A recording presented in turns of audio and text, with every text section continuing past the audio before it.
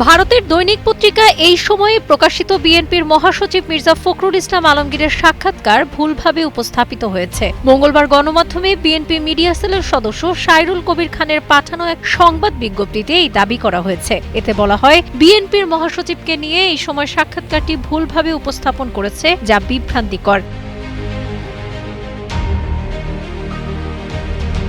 মির্জা ফখরুল ইসলাম স্পষ্টভাবে জানিয়েছেন যে ভারতের দৈনিক পত্রিকায় এই সময় প্রকাশিত সাক্ষাৎকারে তিনি এই ধরনের কোনো বক্তব্য দেননি। সাক্ষাৎকারের ভিত্তিতে বাংলাদেশের বিভিন্ন গণমাধ্যমে ভিন্ন ভিন্ন শিরোনামে সংবাদ প্রকাশিত হলেও এটি ভুল ও বিভ্রান্তিকর।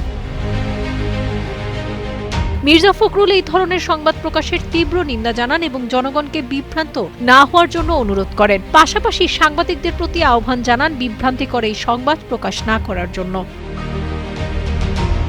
এর আগে ভারতীয় গণমাধ্যমে দাবি করা হয়, মির্জা ফখরুল ইসলাম বলেছেন জামায়াত তাদের কাছে ৩০টি আসন চেয়েছে, আর জামায়াতের সহকারী সেক্রেটারি জেনারেল এহসানুল মাহবুব জুবাইরের দাবি আসন চাওয়ার খবর সত্য নয়।